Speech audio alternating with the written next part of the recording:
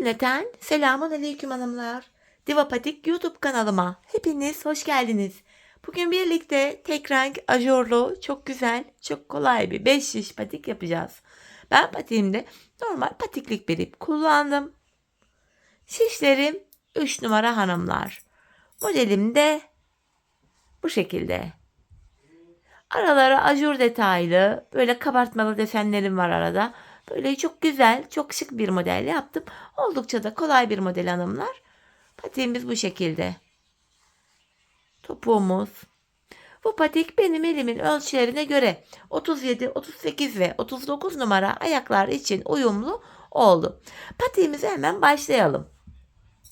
Burun kısmından başlayacağım hanımlar. Her zaman olduğu gibi 12 ilmek olarak 1, 2, 3, 4, 5, 6, 7, 8, 9, 10. Şu 11,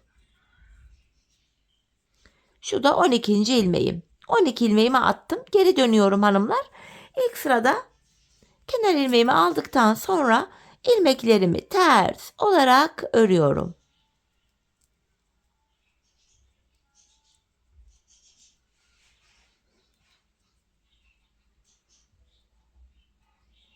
Sonuncu ilmeğimi de ters ördüm. Şimdi geri dönüyorum. Ön yüzdeyiz hanımlar. Artık 5 şişe geçiş yapacağız. Düz örgü uygulaması yapacağız hanımlar burun kısmında. Kenar ilmeğimi aldıktan sonra şu ikinci ilmeğim 3, 4, 5, 6. İlk 6 ilmeğimi ördüm. Kalan 6 ilmeğimi bir diğer şişim ile örüyorum. Şimdi hiç geri dönmeden 3. şişimize ilk başlangıç yerlerinden ilmekler çıkartacağız. İlk ilmeğimi hemen şu kenara ilmeğin iki kanadına birden girerek çıkartıyorum. Devamında ilmek çıkartabilmek için de tığımdan yardım alacağım. Başlangıç yerlerine ilmeğin iki kanadına birden girerek ilmekler çıkartıyorum ve şişime takıyorum. Bakın 3 ilmek oldu burada. Şu 4. ilmeğim. Şu 5. ilmeğim. Şu da 6. ilmeğim.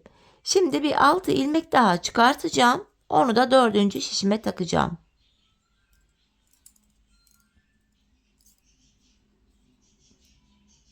Üçüncü ilmeğim. 4. 5. Ve hemen şu kenara girerek bir ilmek de buradan çıkarttım. 6. 4 şişimizde de 6'şar ilmeğimiz oldu. 5. şişimi aldım hanımlar. Bir sıra ilmeklerimizi düz öreceğim. 5 şiş patikte bir sıra dediğimiz olay şudur.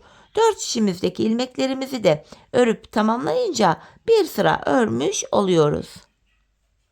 İlk şişimdeki 6 ilmeğimi ördüm. İkinci şişime geçtim. Boşalan şişimiz ile sıradaki şişteki ilmeklerimizi örüyoruz hanımlar. 5 şiş patik böyle dolana dolana yapılıyor. İkinci şişimdeki ilmeklerimi de ördüm. Üçüncü şişime geldim. Buradaki 6 ilmeğimi de yine düz örüyorum. Dördüncü şişime geldim. Buradaki ilmeklerimi de örüyorum. Böylece bir sıra örmüş olduk. 4 şişimizi de tamamladık. Şimdi tekrar ilk şişimdeyim hanımlar. Artırma işlemine başlayacağız. Patik burnuna şöyle baktığımızda artırma işlemini sağ ve sol kenardan yapıyoruz. Orta kısımlardan artırma yapmıyoruz. Şimdi birinci şişimdeyim. İlk 2 ilmeğimi örüyorum. Ardından ikinci ilmeğimin altındaki şu ilmeğimin kenarına girdim ve buradan aldığım ilmeğimi düz ördüm. Kalan 4 ilmeğim düz örülüyor. Böylece birinci şişimde 7 ilmeğim oldu. İkinci şişime geldim. Kenar sol tarafta. Son 2 ilmeğim kalana kadar öreceğim. Sondan ikinci ilmeğimin altındaki şu ilmeğin kenarına girerek bunu da düz örüyorum. Kalan 2 ilmeğim de düz örülüyor. Burada da 7 ilmek oldu. Üçüncü şişime geldim. Kenar hemen başta. İlk 2 ilmeğimi örüyorum. İkinci ilmeğimin altındaki şu ilmeğin kenarına girerek bunu da düz ördüm. Kalan 4 ilmeğim yine düz örülüyor. Böylece ilk 3 şişimizde 7'şer ilmeğimiz oldu. Dördüncü ve sonuncu şişime geldim. Kenar sol tarafta. Son 2 ilmeğim kalana kadar öreceğim. Sondan ikinci ilmeğimin altındaki şu ilmeğin kenarına girerek buradan aldığım ilmeğimi de düz ördüm. Kalan 2 ilmeğimi de örüyorum. 4 şişimizde de 7'şer ilmeğimiz oldu hanımlar. Şimdi bir sıra artırma yaptık. Bir sıra artırma yapmayacağım. 4 şişimdeki 7 ilmeğimi de düz olarak öreceğim. 5 şiş patik burnunda bir sıra artırma yaparken bir diğer sıra artırma yapmıyorum. Sebebi şu. Her sıra artırma yaparsak şayet patik burnumuz bir anda açılma yapar ve hoş bir görüntü olmaz. İkinci şişimdeki 7 ilmeğimi de düz ördüm. Üçüncü şişime geldim. 3 ve 4. şişlerimdeki ilmeklerimi de düz öreceğim. Bu düz ilmekleri örerken sizlere artırma işlemini kısaca tekrar etmek istiyorum. Artırma işlemini 1. ve 3. şişimizde ilk 2 ilmeği ördükten sonra yapıyoruz. 2. ve 4. şişimizde de son 2 ilmek kalana kadar örüp öyle artırıyoruz. Bir sıra ilmeklerimi düz ördüm hanımlar. Şimdi tekrar ilk şişimdeyim. Artırma zamanı. Kenarımız hemen başta. 2 ilmek örüyorum. Ardından ikinci ilmeğimin altındaki şu ilmeğimin kenarına girdim. Buradan aldığım ilmeğimi de düz ördüm. Kalan 5 ilmeğim düz örülüyor. Böylece ilk şişimde 8 ilmeğim oldu. İkinci şişime geldim. Kenarımız hanımlar sol tarafta. Son 2 ilmek kalana kadar öreceğim. Sondan ikinci ilmeğimin altındaki şu ilmeğin kenarına girerek buradan aldığım ilmeğimi de düz örüyorum. Kalan 2 ilmeğimi de ördüm. Burada da 8 ilmek oldu. Üçüncü şişime geldim. Kenar başta. İlk 2 ilmeğimi örüyorum. Ardından ikinci ilmeğimin altındaki şu ilmeğin kenarına girdim. Buradan aldığım ilmeğimi de düz ördüm. Kalan 5 ilmeğimi de düz örüyorum. Dördüncü ve sonuncu şişime geldim. Kenarımız sol tarafta. Son 2 ilmeğim kalana kadar öreceğim. Sondan ikinci ilmeğimin altındaki şu ilmeğin kenarına girerek buradan aldığım ilmeği de düz ördüm. Kalan 2 ilmek düz örülüyor. Böylece 4 şişimizde de 8'er ilmeğimiz oldu. Şimdi bir sıra artırma yaptık. Bir sıra 4 şişteki 8 ilmeği düz öreceğiz. Sonraki sıra artıracağız. Bir sıra düz örüp bir sıra artıracağız. Ben bu modelimde her bir şişimde 14'er ilmeğim olana kadar artırmalarımı yaptım. Ardından modelime başladım. Şimdi hep birlikte artırmalarımızı yapalım. Ardından buluşalım hanımlar. Evet hanımlar, her bir şişimde 14'er ilmeğim olana kadar artırmalarımı yaptım. Geldim. Artırmalardan sonra bir sıra düz örmedim. Hemen modele geçeceğiz. Öncelikle şu kapatmalı modelimizi yapacağız. 2 sıradan oluşuyor hanımlar. Şimdi modelimizde ilk sıradayız. İlk ilmeğim bu kenar ilmeği olarak düşünüyoruz. Bir ilmek düz ördüm. Şimdi ilmeklerimizi ikişer ikişer keserek öreceğiz. Bakın şöyle. İlk 2 ilmeği keserek ördüm. Sırasıyla yanındaki 2 ilmeği de yine keserek örüyorum. Böyle ilmekleri kesiyoruz. İlmek sayısı azalıyor burada. İlmekleri modelin ilk sırasında ikişer ikişer keserek örüyoruz. Burada bir ilmek kaldı. İkinci şişimden de bir ilmek alacağım. Yine burada şöyle kesimimi yapıyorum. Devam ediyorum. Yine sıradaki 2 ilmeği kestim. İlmeklerimizi bu şekilde ikişer ikişer keserek örüyoruz. Bu modelimizin ilk sırası. Tekrar 2 ilmeğimi kestim. Burada da son bir ilmek kaldı. Bu kenar ilmeği, bunu düz olarak ördüm. Hanımlar, şimdi patiğimizin taban bölümündeyiz. Patiğimizin tabanına model kurulumu yapmıyoruz. Tabandaki ilmeklerimizi düz olarak örüyoruz hanımlar.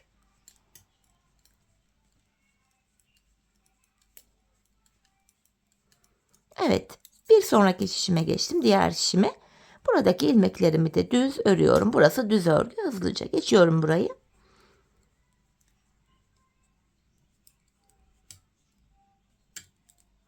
Evet, tabanımızı ördüm. Şimdi tekrar ön yüzdeyiz. Modelde ikinci sıramızı yapacağız. İlk ilmeğimi düz olarak ördüm. Şimdi ilmeklerimizi ters öreceğiz. Bir ilmek düz ördükten sonra bakın 2 ilmeği kesmiştim. Bunu ters olarak örüyorum. Şimdi bakın arada şöyle bir ipimiz var şöyle. Şişimi şuraya takıyorum, şu aradaki yere. Buradan aldığımı da ters olarak örüyorum. Sırayla kesim yaptığım tekli ilmek vardı. Bunu ters ördüm. Sonra şu araya girerek bakın şurada bir ipimiz var. Bunu da ters örüyorum. Burada Bu şekilde aralara girerek şöyle buradan ipimiz var, onu çekiyoruz. Bakın şöyle. Bunu şişime taktım. Bunu da ters olarak örüyorum. Şöyle önden arkaya doğru şu şekilde giriyorum. Bunu ters örüyorum. Tekrar bir önceki sırada kestiğimiz ilmekler bu sırada tekrar yerine geliyor. İlmek sayısı eşitleniyor. Bir ilmek ters ördüm.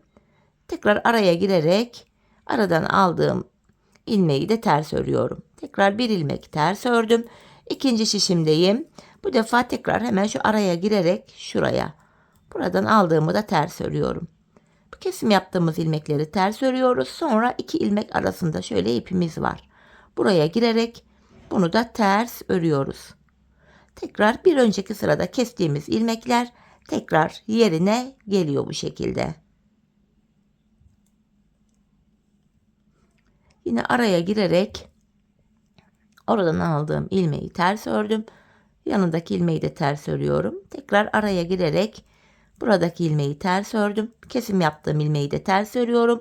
En son burada bir ilmek kaldı. Son kez şu araya girerek buradan da ilmek alıp bunu da ters ördüm. Ve kalan bir ilmeğimi düz örüyorum. Tekrar şişlerimizde 14'er ilmeğimiz oldu. Bakın sayalım. 4, 8, 12, 2 de burada 14. Diğerini sayalım. 4, 8, 12, 2 de burada 14. İki sıradan oluşan modelimizi yaptık hanımlar. Tekrar tabanımızdayız. Tabandaki ilmeklerimizi düz olarak örüyoruz. Hanımlar artık videonun devamında taban bölümü göstermeyeceğim. Buraları keseceğim. Yani buraları sonuçta herhangi bir model yok burada. Videoyu keseceğim. Sizler videonuzu durdur oynat yaparak patenizin tabanını örebilirsiniz. Bu şekilde tabanımızı ördüm. Tekrar ön yüzdeyim. Bu kabartmalı desenimizi bitirdik. Şimdi hanımlar, kabartmalı desenden sonra ilmeklerimizi 2 sıra düz olarak öreceğiz. 2 sıra. Bakın ilmeklerin tamamını düz örüyorum. Bu ilk sıramız. İlk şişimdeyim. İlmeklerimi düz örüyorum. Hepsini düz. Kabartmalı desenden sonra bu ilk sıramız. Bakın. Bir diğer şişime geçtim. Yine buradaki ilmeklerimi de düz olarak örüyorum. Kabartmalı desenimiz bu şekilde kuruluyor hanımlar.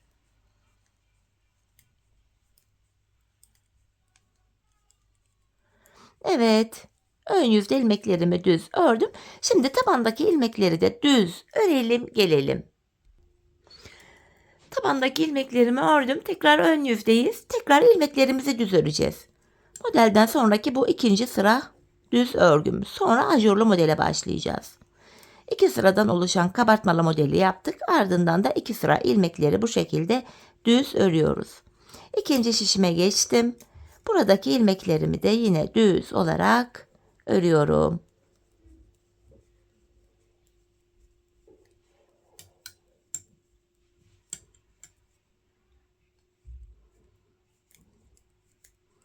Evet. Tabanımıza geldik. Tabanımızı da düz olarak örelim gelelim. Evet, tabanımızı ördüm geldim hanımlar. Şimdi 2 sıradan oluşan kabartmalı modeli yaptık. Ardından da 2 sıra ilmeklerimizi düz ördük. Şimdi ajurlu modelimizi yapacağız. Modelde ilk sıradayız hanımlar. Burada ilk 3 ilmeğimi düz olarak örüyorum. 1, 2, 3.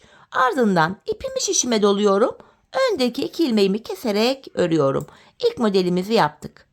Model aralarına 5 ilmek düz öreceğim. 1, 2, 3, 4, 5.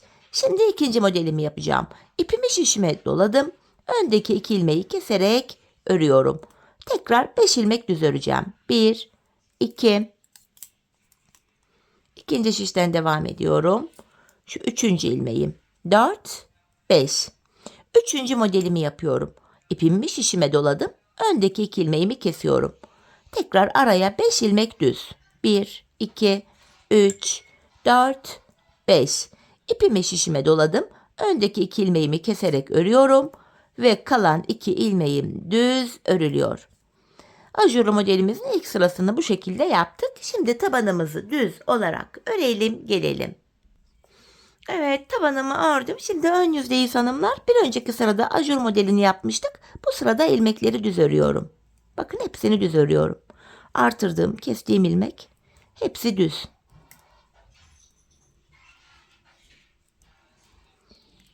Tekrar diğer şişime geçtim. Buradaki ilmeklerimi de yine düz olarak örüyorum.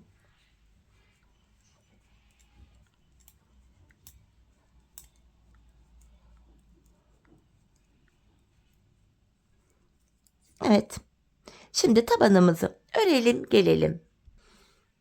Evet, tabanımı ördüm. Şimdi ön yüzdeyim. Ajurlu modelimizin ikinci sırasını yapacağız hanımlar. Bu sıramızda ajurlarımız V şeklinde açılacak. İlk ilmeğimi düz örüyorum. Ardından öndeki iki ilmeğimi sağa doğru kesim yapacağım. İkinci ilmeğimi alıyorum. İlk ilmeğimin önüne bıraktım. Bu iki ilmeği birlikte keserek örüyorum. Yani sağa doğru kesim yaptım. İpimi şişime doladım. Bir ilmek düz örüyorum. İpimi şişime doladım. Öndeki iki ilmeği keserek örüyorum. İlk modeli yaptık. Model aralarında şimdi ikişer ilmeğimiz var. 1, 2. İkinci modelimi yapacağım. Yine öndeki iki ilmeği alıyorum. İkinci ilmeği ilkinin önüne getirip bıraktım. İkisini keserek örüyorum. Yani sağa doğru kesim yaptım. İpimi şişime doladım. Bir ilmek düz ördüm. İpimi şişime doladım ve öndeki iki ilmeği birlikte keserek örüyorum. Yani sola doğru kesim yaptık. İkinci modeli de yaptım. Arada iki ilmeğim var. 1, ikinci şişime geçtim. 2. Şimdi üçüncü modeli yapacağım. Öndeki iki ilmeği alıyorum. İkinci ilmeği ilkinin önünde bıraktım. İkisini keserek örüyorum. Bu şekilde. İpimi şişime doladım. Bir ilmek düz ördüm. İpimi şişime doladım ve öndeki iki ilmeği sola doğru keserek örüyorum. Model arasına yine iki ilmek düz ördüm. Dördüncü modeli yapacağım. Öndeki iki ilmeği aldım. Sağa doğru yine kesimimi yapıyorum. İpimi şişime doladım. Bir ilmek düz ördüm. İpimi şişime doladım. Öndeki iki ilmeğimi keserek örüyorum. Son bir ilmeğimi düz ördüm. Böylece ajurlu modeli tamamladık hanımlar. Şimdi tabanımızı örelim, gelelim. Evet, tabanımızı ördük hanımlar. Ajurlu model bitti. Şimdi ajurlu modelden sonra 3 sıra ilmeklerimizi düz öreceğiz. Hemen kabartmalı modele başlayacağız. Bu kabartmalı modelden sonra hemen 2 sıra örüp ajurlu modele başlamıştık. Ajurlu modelden sonra 3 sıra ilmekleri düz örüp kabartmalı modele başlayacağız. Şimdi ajurdan sonraki ilk sıramız, ön yüzde ilmeklerimizi düz olarak örüyorum.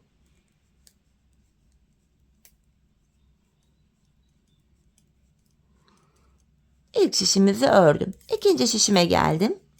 Buradaki ilmeklerimi de düz örüyorum. Dediğim gibi ajurlu desenimizden sonraki bu ilk sıramız.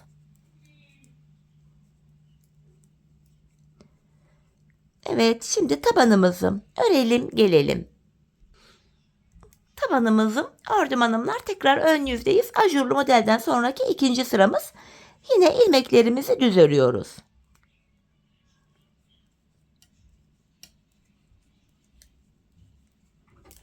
Bu şekilde. İlk şişimi ördüm. İkinci şişime geldim. Buradaki ilmeklerimi de düz örüyorum. Model ajurumuzdan sonraki ikinci sıramızı da bu şekilde örmüş olduk. Tabanımızı örelim, gelelim. Evet hanımlar, yeniden ön yüzdeyiz. Şimdi ajurlu modelden sonraki üçüncü sıramız. Bu sıramızda da ilmekleri düz öreceğiz. Bir sonraki sırada da araya yine kabartmalı desenimizi yapacağız.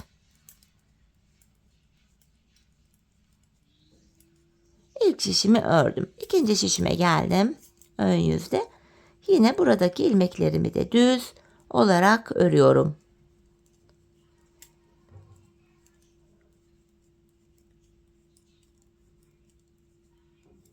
Bu şekilde. Yine tabanımızı düz örelim, gelelim. Evet hanımlar, tabanımızı ördüm. Şimdi tekrar bu kabartmalı desenimizi yeniden koruyacağız. Yine kafanız karışmasın diye modelimizi tekrar bir göstereceğim. İlk modeli yaptığımız gibi yapıyoruz. İlk ilmeğimi düz ördüm. Ardından ilmekleri ikişer ikişer keserek örüyoruz hanımlar. İkişer ikişer kesiyorum ilmeklerimi. Bu şekilde. Şöyle ikişer ikişer topluyorum. Buradaki sonuncu ilmeği de yine ikinci şişimden de bir ilmek alarak tekrar ikisini bir keserek ördüm. Kabartmalı modelin ilk sırası bu şekilde yapılıyor. Kesimlerimi yapıyorum. Ve sonuncu bir ilmeğimi düz ördüm. Şimdi tabanımızı örelim gelelim. Evet, tabanımı ördüm. Şimdi yeniden ön yüzdeyiz. Kenardaki ilk ilmeğimi düz örüyorum. Hemen yanına bir ilmek ters ördüm. Şimdi aralara şöyle girerek bakın. Şöyle şişimle önden arkaya doğru girerek aradaki bu ilmeği alıyorum. Bunu da ters örüyorum. Kesim yaptığım ilmeği ters ördüm. Tekrar aradaki şu ipin içine girerek buradan aldığım ilmeği de ters örüyorum. Tekrar aralara girerek ilmekleri ters örüyoruz. Bakın tekrar araya girdim. Şuradaki ipi şişime aldım. Bunu da ters örüyorum. Bir önceki sırada kestiğimiz ilmekler bu sıramızda bu şekilde yerine gelmiş oluyor. Tekrar araya girerek şu ipi şişimi takıyorum. Ters örüyorum. Hemen sıradaki kesim yaptığım ilmeği de ters ördüm. İkinci şişime geldim. Tekrar araya gireceğim hanımlar. Bakın şu araya şuraya girerek buradan aldığımı da ters ördüm. Kesim yaptığım ilmeğimi de ters örüyorum.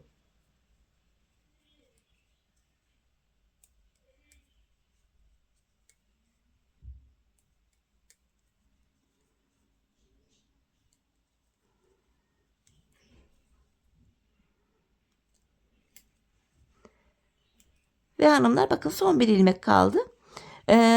Hemen ondan önce tekrar son kez bakın bunu unutmayalım yoksa ilmek sayısı eksilir. En son buradan aradan girerek bir ilmek ters ördüm ve sonuncu ilmeğimi düz örüyorum. Şimdi hanımlar yapacağımız işlem şu. Tabanımızı öreceğiz. Ardından kabartmalı modelimizi oluşturduk. İlmeklerimizi 2 sıra düz öreceğiz. Ardından tekrar ajurlu modeli yapacağız. Bakın şu ikinci ajurlu modeli. Bu modeli de ilk modeli nasıl yaptıysak aynı sayılarla, aynı hizada, aynı şekilde yapacağız. Benim kafam karışır yapamam diyen varsa da şu ilk ajurlu modeli yaptığımız bölüme videoyu geri alarak ikinci ajurlu modeli de bu şekilde aynı şekilde yapabilirsiniz. Ajurlu modelden sonra tekrar 3 sıra ilmekleri düz örüp bu defa 3. kabartmalı deseni yapacağız. 3. kabartmalı desenden sonra tekrar 2 sıra düz örüp 3. ajurlu modeli yapacağız. Ajurlu modellerden sonra 3 sıra düz örüyoruz hanımlar. Tekrar kabartmalı modeli yapıyoruz. Bu en son toplamda burada 1, 2, 3, 4 tane kabartmalı modelimiz ve 3 tane ajurlu modelimiz var. En son buraya 4. kabartmalı modelimizi yapalım. Ardından da 2 sıra ilmeklerimizi düz örelim. Ardından buluşalım hanımlar. Evet hanımlar, patiğimizin ön bölümünü tamamladım ve geldim. En son kabartmalı modelimden sonra 2 sıra ilmeklerimi düz ördüm. Şimdi ilk şişimdeyim. Bilek ayrımını yapacağız. Bu ilk şişimde hanımlar son bir ilmeğim kalana kadar öreceğim. Yani ilk 13 ilmeğimi örüyorum.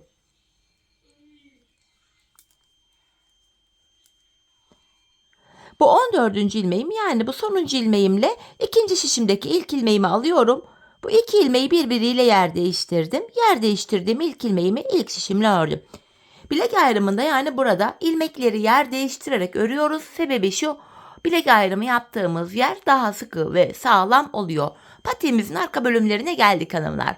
Ben patiğimin bilek kenarlarına 8'er ilmek haroşa ördüm. Ben örgümüzün hem arka yüzünde düz örgü örerek haroşalarımı elde ediyorum. İkinci şişime geçtim. İlk 8 ilmeğimi haroşa düz olarak örüyorum. Şu 8. ilmeğim. Devamındaki ilmeklerimi de ön yüzde olduğum için düz örmeye devam edeceğim. Artık patiğimizin arka bölümüne geçmiş bulunuyoruz. Bu arka bölümde ön yüzdeysek eğer düz örgü, arka yüzdeysek de ters örgü uygulaması yapacağız hanımlar. Bilek ayrımı yaptığımız yere kadar öreceğiz. Ardından geri döneceğiz. Geri döndüğümüzde arka yüzde olacağımız için ilmeklerimizi ters olarak öreceğiz. Tabandaki bir diğer şişime geçtim. Yine buradaki ilmeklerimi de düz olarak örüyorum. Bu şekilde bilek ayrımı yaptığımız yere kadar öreceğiz hanımlar. Son şişime geldim. Bilek ayrımı yaptığımız şişimiz yani ilk şişimiz oluyor. Tekrar buradaki ilmeklerimi de düz öreceğim. Son 8 ilmeğim bakın haroşa, bunları da düz örüyorum. Arka yüzde bu haroşaları tekrar düz öreceğim. Evet, bilek ayrımı yaptığımız yere kadar geldik, geri döneceğiz. Patiğimizin arkası bu şekilde devam edecek. Bilek ayrımı yaptığımız yere kadar öreceğiz, geri döneceğiz, öreceğiz, geri döneceğiz. Kenar ilmeğimi aldıktan sonra kenar ilmeğim ile birlikte toplam 8 adet ilmeğim haroşa düz örüyorum. 6, 7 ve 8. Bakın ön yüze bir diş haroşa düştü. Devamındaki ilmeklerimi de arka yüzde olduğum için ters olarak örüyorum. Tabanımdaki diğer şişime geldim. Buradaki ilmeklerimi de yine ters örüyorum. Patiğimizin arkasında yapacağımız işlem hanımlar hepi topu bu kadar. Bilek ayrımına kadar öreceğiz, geri döneceğiz, öreceğiz, geri döneceğiz. Ön yüzdeysek eğer düz örgü, arka yüzdeysek de şu anda yaptığımız gibi ters örgü uygulaması yapacağız. Sadece bilek kenarlarındaki 8'er ilmek haroşamızı haroşa olarak örmemiz gerekiyor.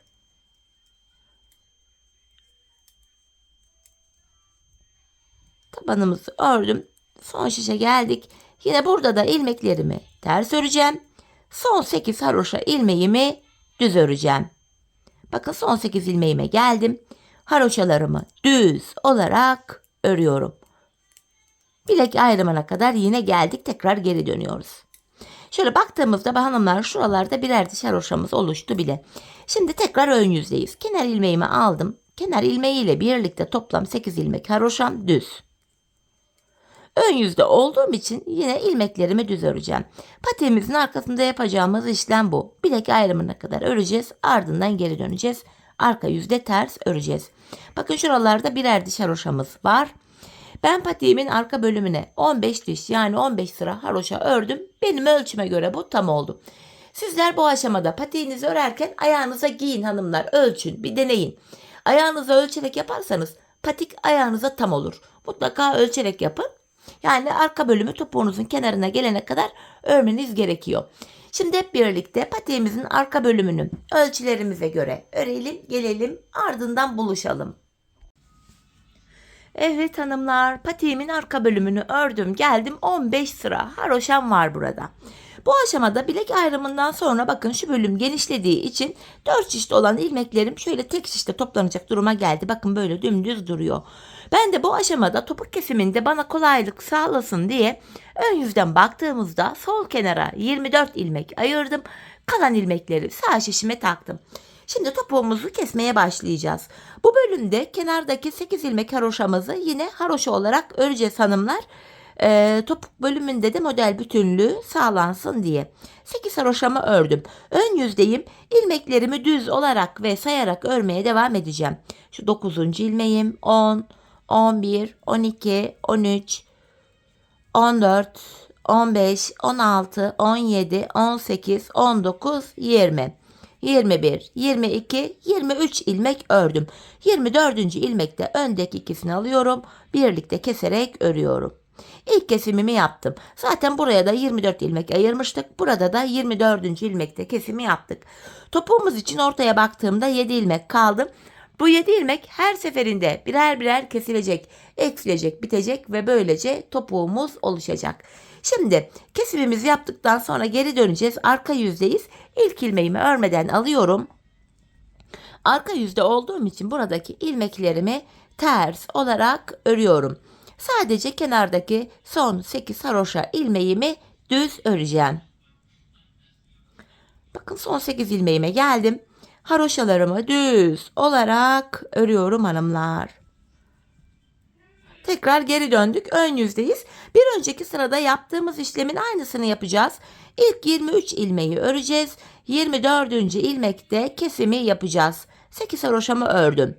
Şu 9. ilmeğim 10, 11, 12, 13, 14, 15, 16, 17, 18, 19, 20, 21, 22, 23. 24. ilmekte öndeki ikisini aldım. Birlikte kesiyorum.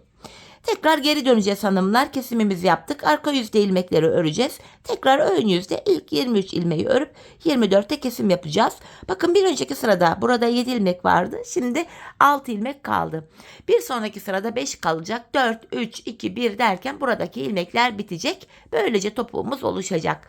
Bu aradaki ilmekler bitene kadar patiğimizin topuğunu sizlere anlattığım gibi örelim gelelim. Evet hanımlar, aradaki ilmekler bitene kadar patiğimin topuğunu ördüm geldim. İlk başta sol tarafa 24 ilmek ayırmıştık. Kesimlerden sonra sağ tarafta da 24 ilmeğimiz kaldı. Şimdi patiğimin düz tarafı içeride, ters tarafı da dışarıda olacak şekilde şöyle ikiye katladım. Tığ ile kesim yapacağız hanımlar bu aşamada. İlk kesimim şöyle. Benden taraftaki şişten bir ilmek, ikinciden de bir ilmek aldım. İkisini topluyorum. Diğer kesimlerim de şöyle oluyor. Benden taraftaki şişten bir ilmek, ikinci şişten de bir ilmek aldım. İkinci ilmeği ilkinin içinden geçirdim. Tığımdaki ilmekleri topluyorum. Benden taraftaki şişten bir ilmek, ikinciden de bir ilmek aldım. İkinci ilmeği ilkinin içinden geçirip tığımdaki ilmeklerimi topluyorum. Karşılıklı olarak şişlerimizden birer tane ilmek alıyoruz ve ikinci şişten aldığımız ilmeği ilk şişten aldığımız ilmeğin içinden geçiriyoruz. Tığımızdaki ilmeklerimizi topluyoruz. Bu şekilde kesimi yapacağız hanımlar. Gizli kesim oluyor bu şekilde ve her iki patiğimizin topuğu da aynı yöne, aynı şekilde kesiliyor. Kalan ilmekleri de bu şekilde keselim gelelim. Evet, ilmeklerimi kestim. Son birer ilmeğim kaldı. Bu aşamada önce benden taraftaki ilmeğimi şöyle, sonra da diğer şimdiki ilmeğimi tığıma aldım. Tığımdaki 3 ilmeğin 3'ünü bir topluyorum. 2 tane de buraya zincir çektim ve ipimizi kesiyorum. Patiğimizi tamamladık hanımlar. Hemen ipimizin ucunu böyle gizleyeceğiz. Patiğe ne kadar ip gidiyor diye soranlar da oluyor. Bir ipten bayağı da artıyor hanımlar. Bunu da söyleyeyim. Hemen kalan ipimi de göstereceğim sizlere. Şöyle ipimizin ucunu gizledim. Bakın, topuğumuzun görüntüsü şöyle gizli kesim hanımlar. Ayağı giyince şöyle duruyor. Tek taraflı bir kesim. Çok şık, kullanışlı. Ve kalan ipimizde bakın. Bir tam ipten başlamıştık. Kalan ipimiz şu. Gördüğünüz gibi ipimiz artıyor bile. Hemen manken ayağıma da giydireceğim. Birlikte patiğimizin ayaktaki duruşuna da bakalım. Gayet güzel, şık, kullanışlı bir model oldu. Çeyiz içinde oldukça uygun. Ben çok beğenerek, çok severek yaptım. Umarım sizler de benimle birlikte beğenerek, severek yaparsınız. Evet hanımlar, patiğimizin ayaktaki duruşu da işte bu şekilde. Gayet güzel, dantel gibi bir model oldu. Şöyle. Bakın patiğimizin topuk kısmı, hemen düzeltelim. Önden duruşu. Evet hanımlar, yine birlikte güzel bir modelin daha sonuna geldik. Umarım sizlere faydalı, hoş bir video olmuştur. Yeni modellerde, yeni videolarda buluşmak dileğiyle şimdilik hoşça kalın, sağlıcakla kalın.